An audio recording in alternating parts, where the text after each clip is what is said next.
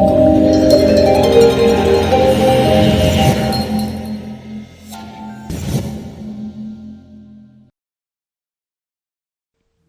Inspirators, it's Inspiring Vanessa here. Welcome back to another wonderful interview for all of you. I am super excited for today's guest. I hope you have been doing well, trying to maintain a positive mindset, obviously keeping in mind with everything that's going on right now. But I hope you guys have been doing well, focusing on that self-care and self-love, hopefully. I'm so glad to see you all. And yeah, I'm just super excited for today's interview. So today's guest on my interview is the amazing Grace Wethor. She's an actress, director, author, entrepreneur, model. She does so many different things and she's just such an amazing role model. So I just feel very honoured to be able to interview her today. So make sure to follow her on social media before we also get started, and to share this to your friends and family so that more people can hear the knowledge that's going to be shared in this interview. But without further ado, I'm going to bring her onto the interview and then we can just jump into our first question. And feel free to leave any of your questions for Grace down below, and we'll be sure to go through some of them at the end of the interview if we have enough time. Alright, let's get started.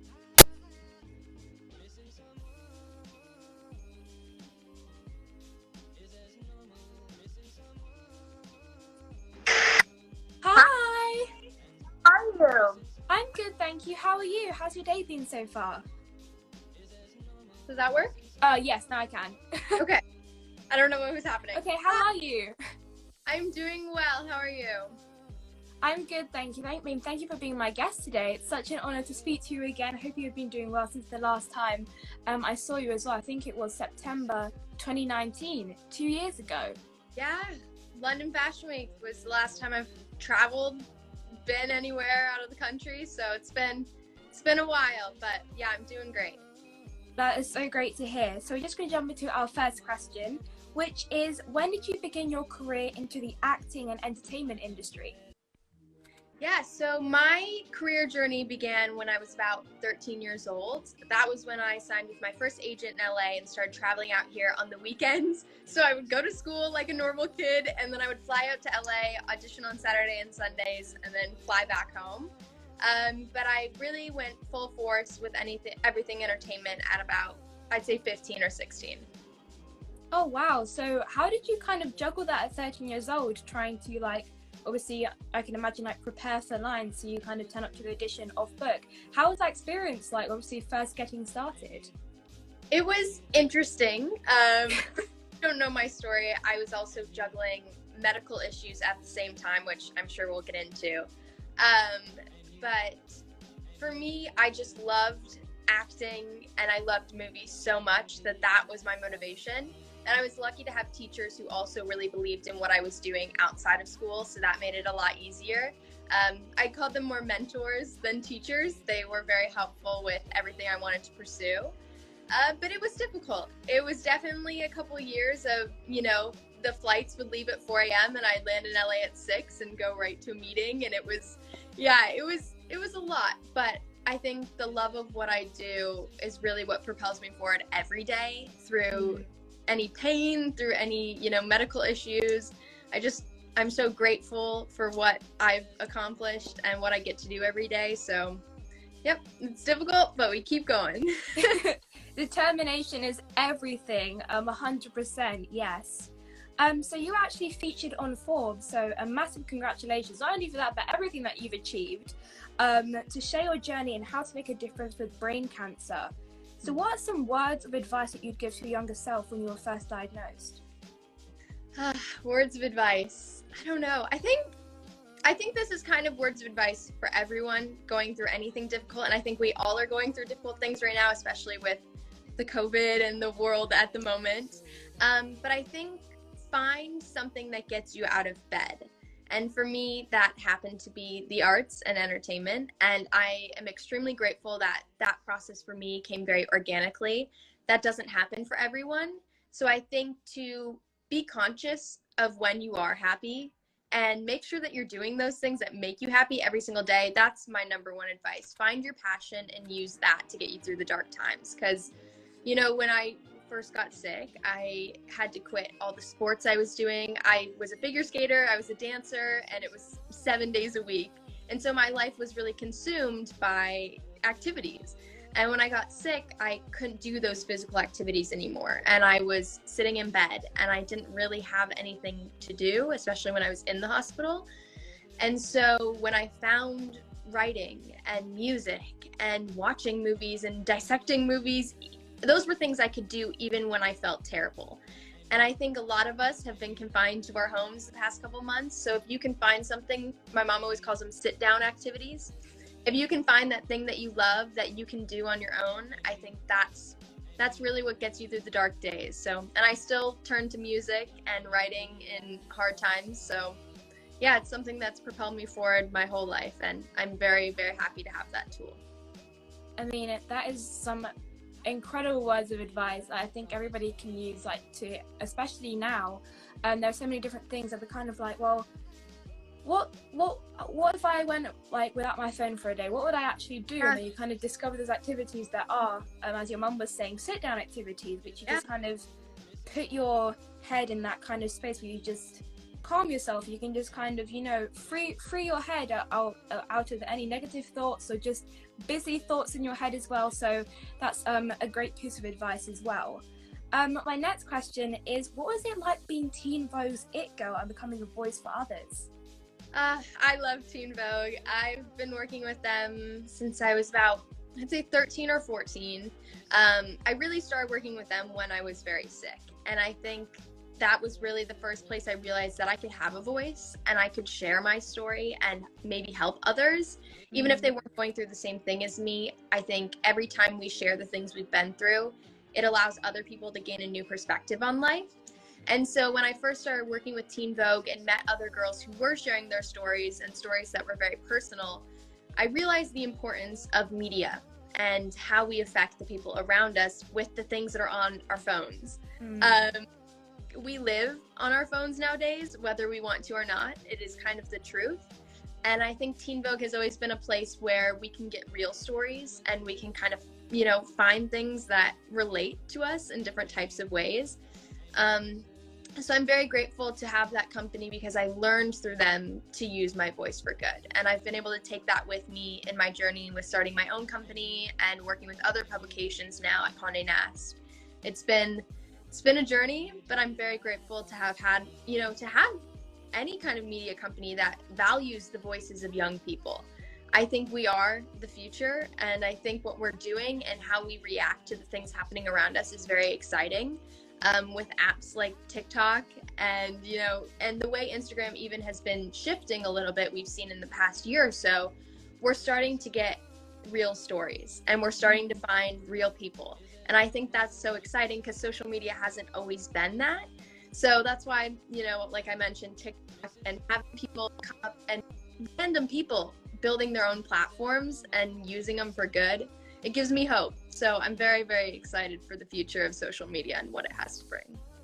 I mean, I agree with everything that you just said. I mean, authentic stories really do go such a long way. And as you were just saying, to add, so especially on social media and online, you kind of always see like these picture perfect people, and it's just kind of like a bunch of layers in front of everything. It's just like, not exactly you can say a fake lifestyle, but they only share the best moments of their life. And although that is great, it just gives off this kind of fake perspective for other people, and it feels like they're kind of distant, but we are all still humans, and we need to be reminded of that, even when we're looking for our feed online especially. So it's good to see that we are seeing these authentic people and authentic stories being shared and actually have a platform and be recognized, rather than fake news or negative news, different things like that. So fingers crossed it will start becoming a more positive place faster and sooner.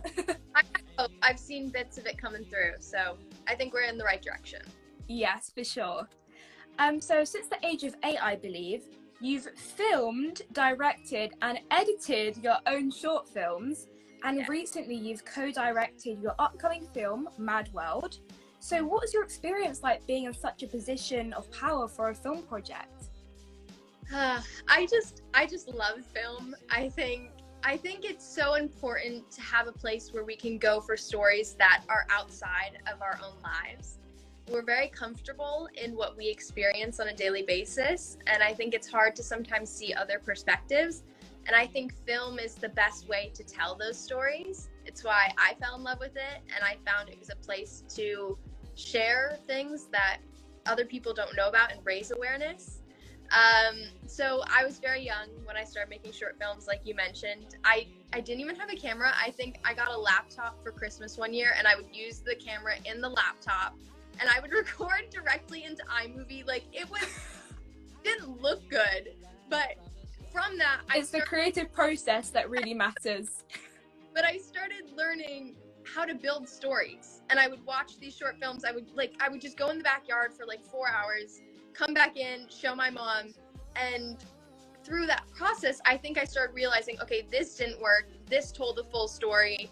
This needed an extra thing here to make it make sense. Because my mom would sometimes be like, that doesn't make, like, what is this child doing? There was one where I was like, I would stand on the porch and there were like bushes, and I jumped off the porch into the bush. And it was like, and then I like disappeared, and my mom's like, that doesn't make any sense. And I was okay. But I started learning how to build stories and how that, could change the world. It sounds so dramatic, but I truly believe that it really can change the world if you tell a story in a spectacular way. So for me, being on set with Mad World, it was wonderful because I was surrounded by a cast that was mostly my age, girls, and we're like 99% female cast and crew, which was also very exciting. And so, I don't know, I don't have any other word besides just natural. It just felt like what I've always been doing. And I think that's actually a really cool realization. This was the biggest crew. I co-directed it with a woman named Lori Levenfeld. And this was the biggest crew I had ever managed or directed in front of. And to realize that I had the same feeling directing that crew that I did when I was 8 in my backyard with my laptop, I think that was something very magical for me, because I realized that it's not all about the tools you have access to, it's about what you're doing and if you truly love it, and the stories that you're telling and the people you're surrounded by. I think work has a lot more to do with the people you're surrounded by than what you're doing. And so just to know that I could get that on my own, and I can get that in a room full of people, it was very cool, and it made me open my eyes to a lot more ways to tell stories in the future. It can be as simple as writing a tweet. Tweet, it sounds weird, but a tweet can change the world if you put together the right words.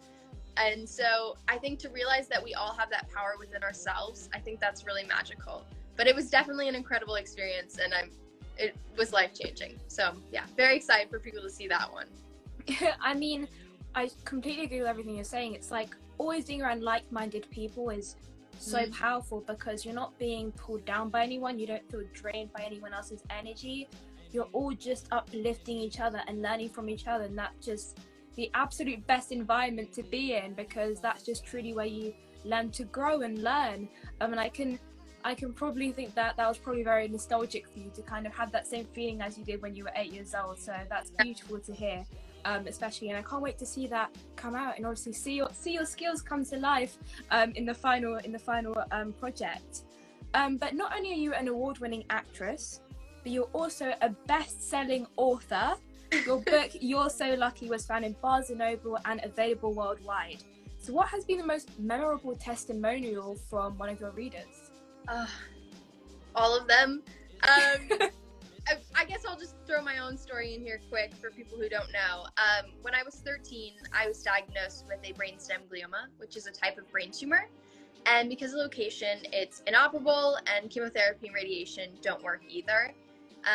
I was given an 8% chance of survival for 6 months, and I was told that there was no medical treatment. So I was sent home with no next steps and unsure of what to do with my last 6 months. So that was when I really started pursuing my career and living every single day as if it really was one of my last, because I believed it was.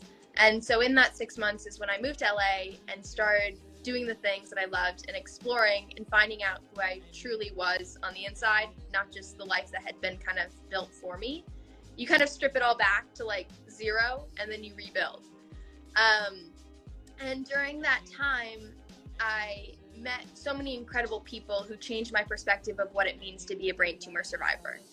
They were people who were younger than me, people who were much older than me, people who were in treatment, out of treatment, long-term survivors, parents who had lost children. It was just such an array of people, but they all had the same emotions behind the experience. We all had different stories, but there was some connection there. And I think to realize that connection was something that made it a lot easier to go through it. You always feel like you're the only one, and you always think you have it the worst, but there are others out there. And I know that sounds so cliche, but it is so, so true. And so about 3 years into my journey, I realized how important this community was to my personal fight. And I realized I wanted to try to capture that community as much as I could. And that was You're So Lucky, the book that she mentioned. It's the story of 14 brain tumor survivors, including myself, 14. And just our journeys. They're just raw, and they're just kind of memoirs of what we went through. And it's not meant to try to persuade anyone in any one direction. We have a lot of different perspectives in there.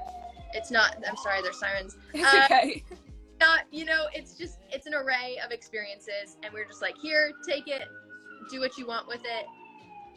Take advice, leave advice, whatever. If there's one line in there that helps you, then we succeeded.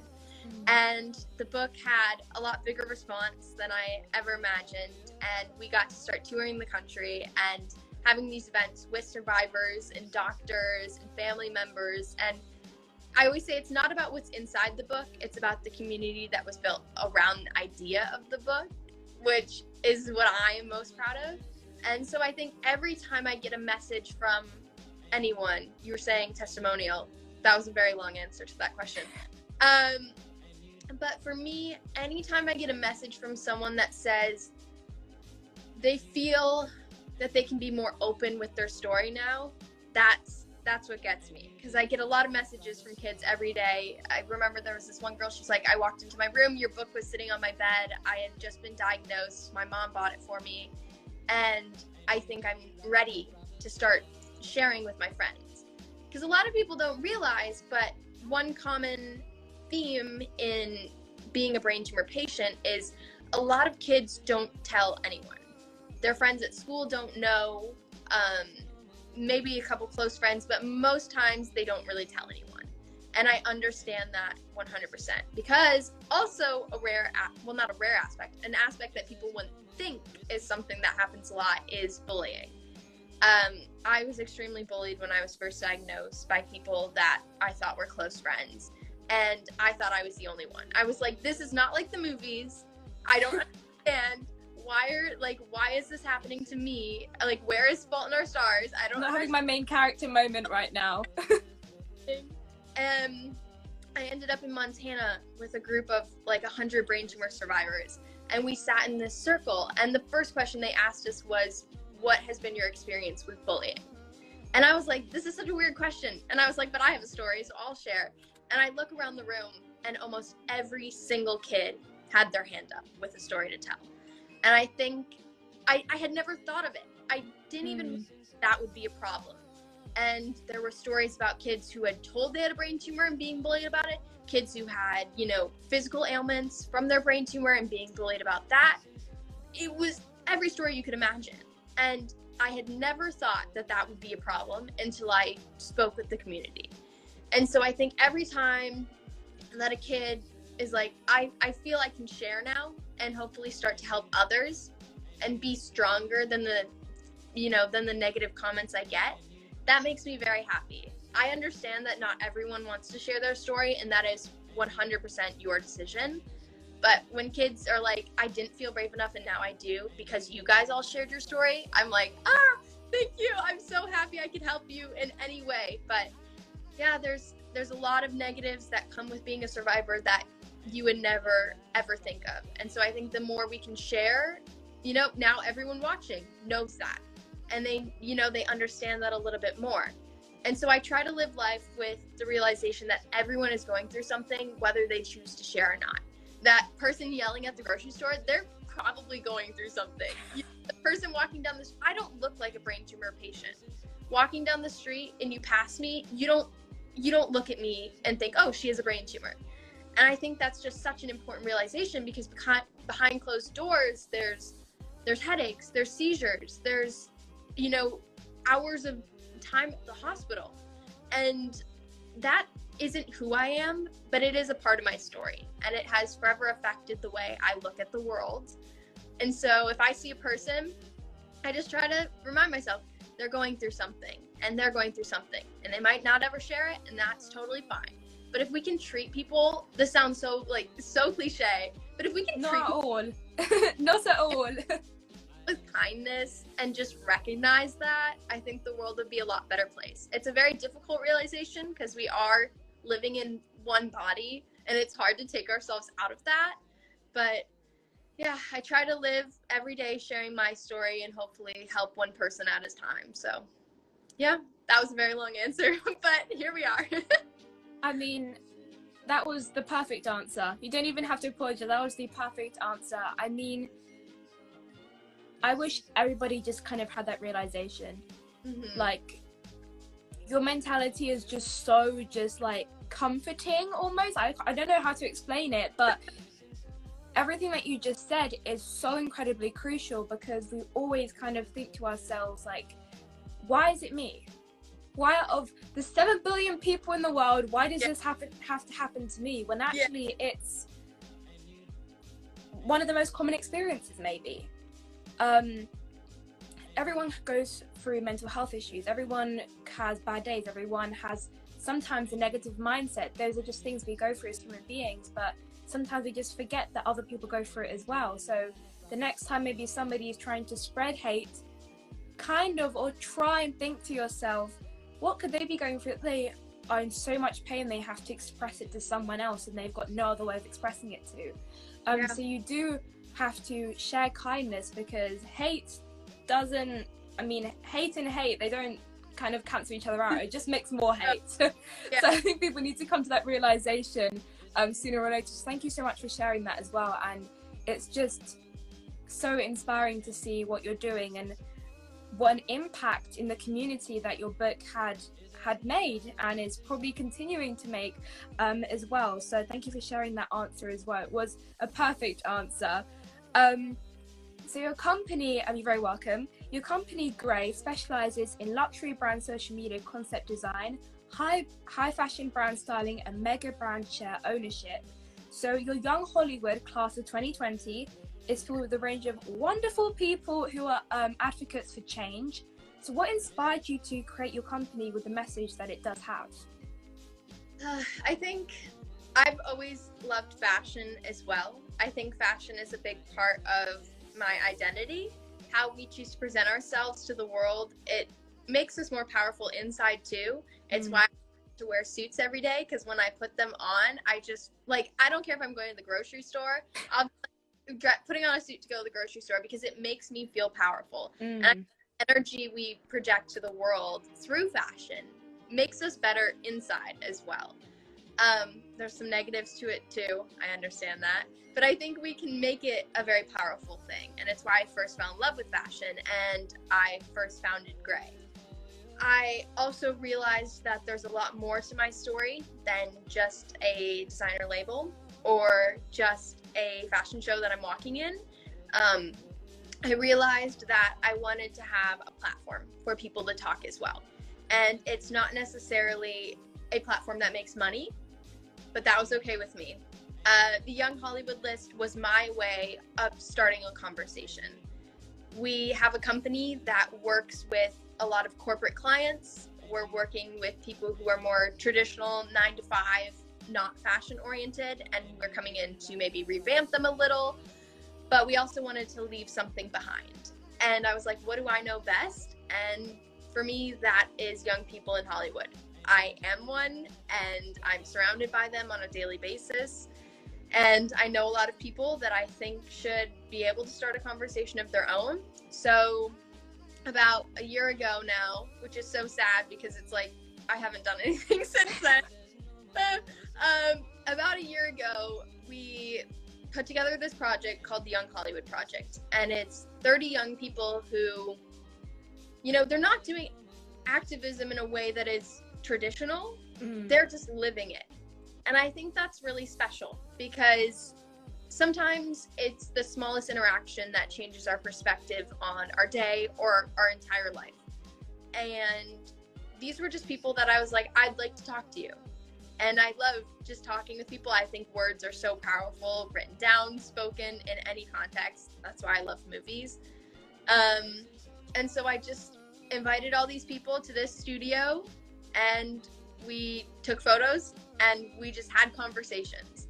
And it was such a magical environment because we started talking about things that I would have never thought would come up in a room full of people in Hollywood. It was discussions about social media and mental health and how we can use our platforms to be better and make the world better. And so I released this list and we turned it into a book, and I'm just very proud of it. I just think if we can make the world a better place one step at a time, even through small things, if everyone does that, it'll be a much better world. So yeah, we focus on the business. Day to day is, you know, I'm working with companies, producing content and films for them. But then every once in a while, I like to step back and do a project that's just it's a lot for me. It felt a lot. I was like, this feels good. But it was a lot for just everyone to just have that voice and have that conversation. So yeah, it was magical. And I hope we get to do it again this year. I don't know with COVID and, you know, being on set, but yeah, it's definitely every once in a while. I think that's just like, I try to do that in everything I do is, yes, this is important, and focusing and grinding and hustling, whatever, that's great. But if you can step back once in a while and just do a project that you love, just to do it, even if it's not profitable, I think that makes your career a lot more sustainable long term as well, because you don't burn out. I think I've always been someone who works very, very hard because I love what I do, and that makes it really hard to turn it off sometimes. So when I just get to do things that I'm like, I just love this. I don't have to sell it. It doesn't have to get 1 million views. It doesn't have to do anything. I just want to make it for the sake of art and the sake of getting to know people. That's like my advice for everyone in business, in life, anywhere. So, yeah. just for the sake of my own happiness, just so that I can feel fulfilled, but not for anyone else. It probably will fulfill other people, but it's just to kind of fulfill my own passions and something you just want to do because for the sake of it. Projects are so important. It's what makes you not like burn out and be able to keep. So yeah, big advocate. And it definitely keeps you humble as well. It's like, this is just going to kind of comfort you. Instead of kind of always trying to push something towards and always trying to focus on the way it makes an impact rather than the way it's going to make an impact on yourself. And I know that so many like influencers, actresses, directors like yourself, anyone who just has a platform, it's always thinking about how can this help other people? How can this impact other people to a larger audience? And I think the last thing we usually think to ourselves is, what if I just did something for myself? That doesn't make me selfish. It's just for my own self-care, for my own self-love, to just pursue my own passion the way that I'd like to do it and the way that's going to fulfill me. So thank you for sharing that, because it is super important. And I love what you said about your power suits as well. I think the minute you logged on to the interview, someone just commented, yes, love the suit. I mean, suits suit you very, very well. Thank you. I think suits are just... They're just the ultimate power move for everyone. But my next question is, you have walked at LA Fashion Week, London Fashion Week, and New York Fashion Week. So what has been your favorite show that you've walked for, and why?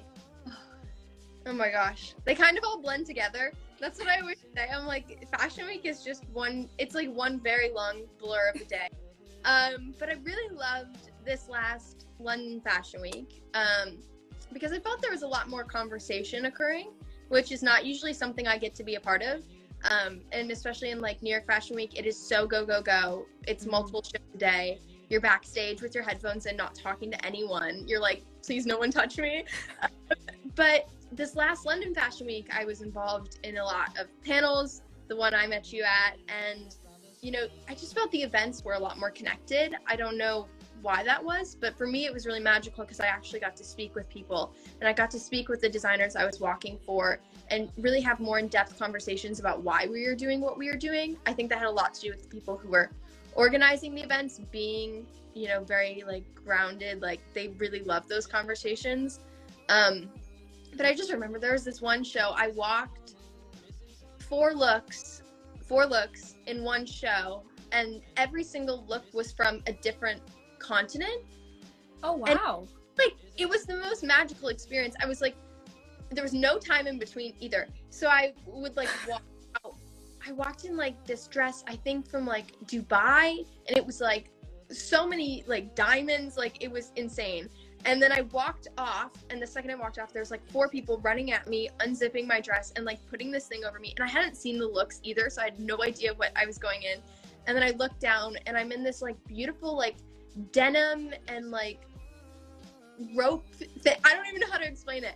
And I think it was from Africa, and it was such a magical experience because I got to really see how these designers all interpreted the same idea and the same, you know, like collection.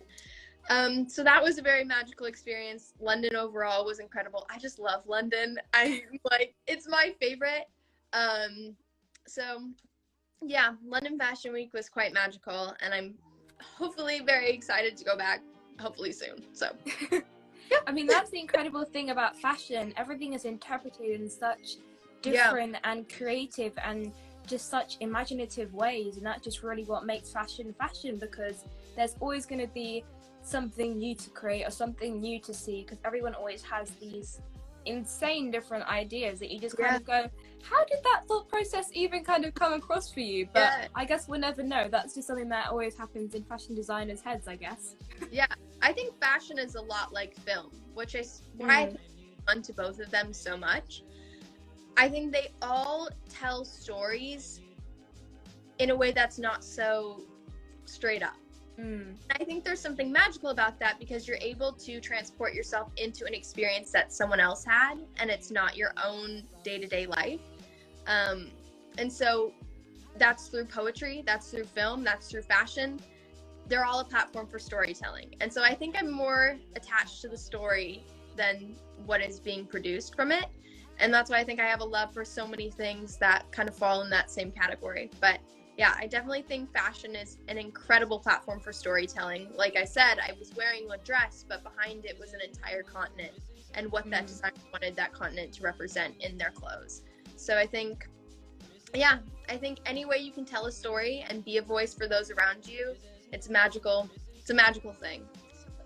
Yes, I 100% agree.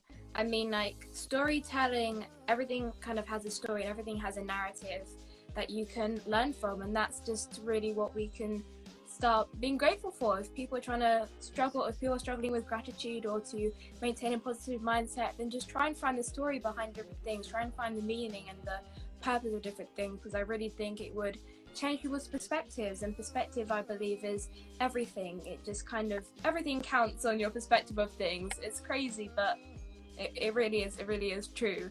But my final question is, you've achieved obviously some brilliant things, so my question is, what is next for you? What could we be expecting from you in the future?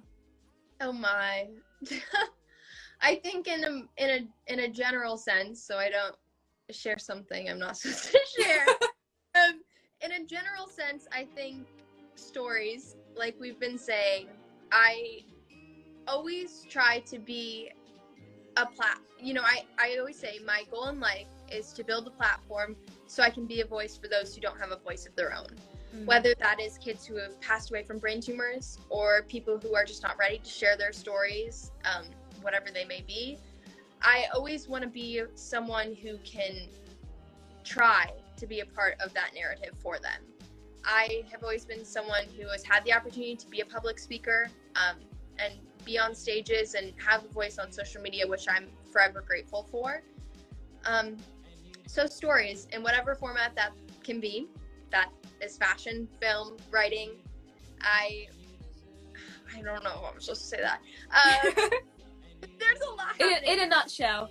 Yeah, I always hate being that person. But I'd say one thing that I am working on that is my main focus right now is something that's a little different for me, which is Congress. I've spent the past year on Zoom calls with members of Congress and representatives from the House and the Senate, speaking to them about HRES 114, which is a resolution for DIPG brain cancer awareness. DIPG is one of the worst types of brain cancer, but there are some exciting things happening in the research space right now. We just need more help. And a lot of people don't know this, but brain cancer is actually the deadliest form of childhood cancer now, over leukemia. And it is also the most prevalent form, which most people are shocked to hear. And so I have spent a lot of my time doing things that are not seen online. And I think that has really changed my perspective over the past year. Not everything is about reward, and not everything is seen by everyone. And I think for me, you know, a lot of my projects, they were quiet for a while, but then they became very public. And my books and my films and everything, there was always that end result of, oh, okay, well, everyone is eventually going to see this. And I think this year I was able to step back because everything was so hidden behind closed doors with COVID, and realize that it's not the outcome that's important. It's what you're doing every single day, and it's the things that aren't seen by everyone. And to me, that was my work with Congress this year. Every time I got on that call, I didn't know if that person was going to receive the message positively. We didn't know, but that hope that one day they would support it, and that awareness would, you know, even if they were just aware of it, that was important. Even if that Congress member knew a story that they didn't know before, that made the world better, even if no one else knew. And so we started to do these calls, and we have over 216 co-sponsors in the House right now, which is very, very exciting. Janet Demeter is the mastermind behind it. She lost her son Jack to DIPG a couple years back, and it just changed my perspective so much of my work. It doesn't have to always be flashy. It doesn't have to be glamorous. Sometimes it's crying in front of a room full of adults that you don't know. And sometimes it's the person that you're nice to at the grocery store. Life is a lot more than the public recognition of your work. And I think that is something that we all hopefully have kind of started to realize during this year. We kind of had to, because everything kind of stripped back. There's no more events. There's no more splashy fashion shows. We just have to love who we are by ourselves. And I think that's a hard thing for a lot of people to realize. It's a journey I think that is forever. But I definitely am going to keep fighting on the Capitol. I've realized how important legislation is, and that we can actually make a difference. These representatives are here for us. They're here for us to help make a change. And so every time we walk into that Capitol building and we tell our stories, we're one step closer to finding a cure.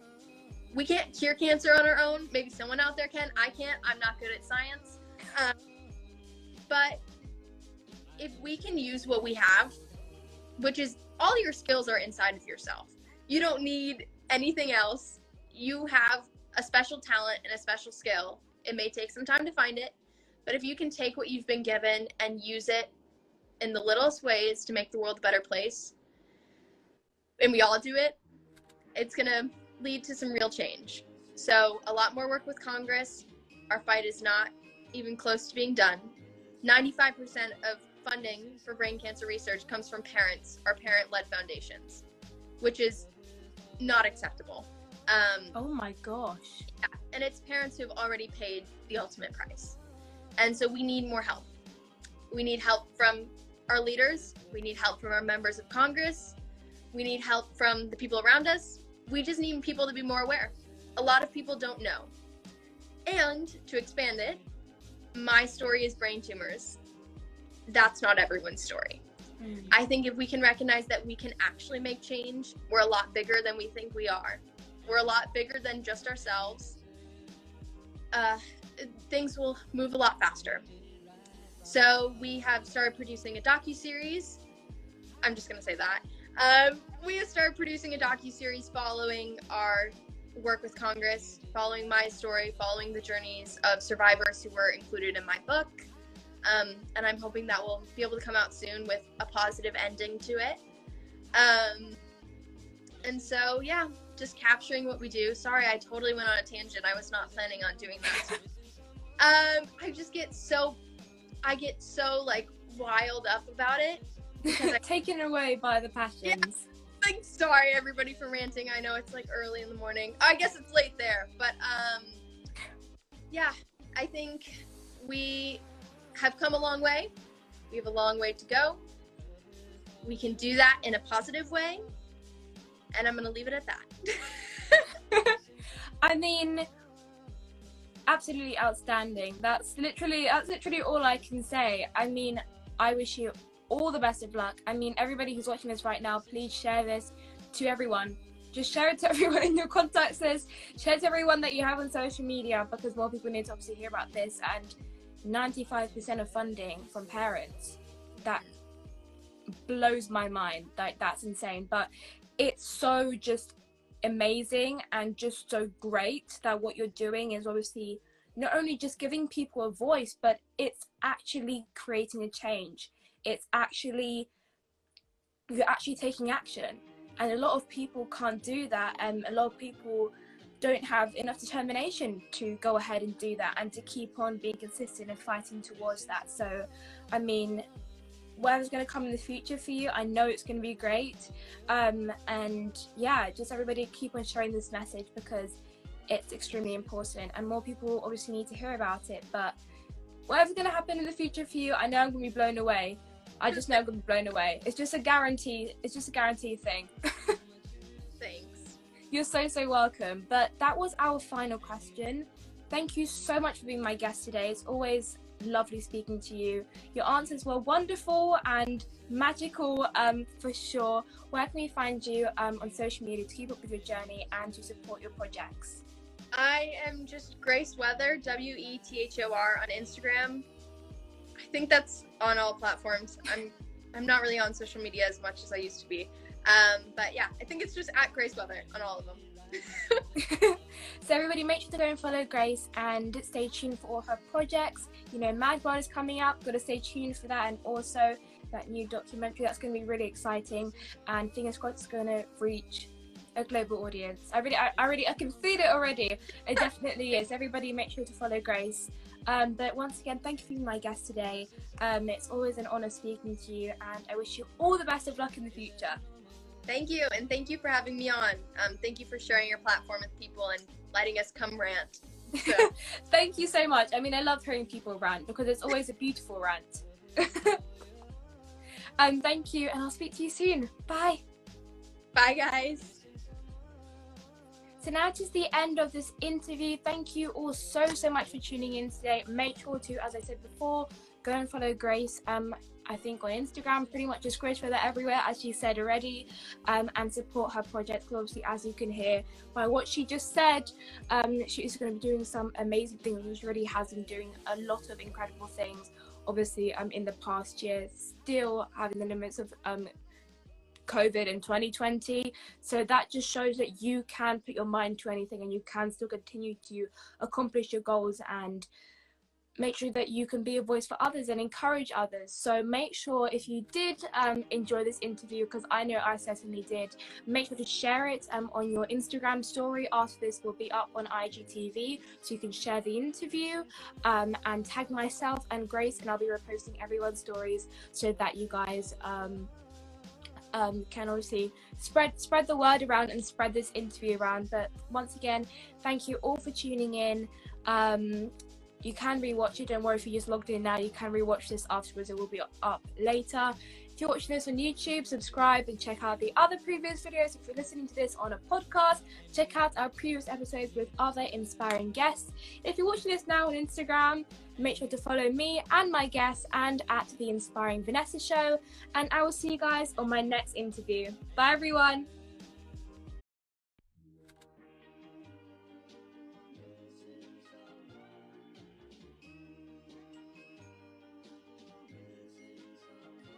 Missing someone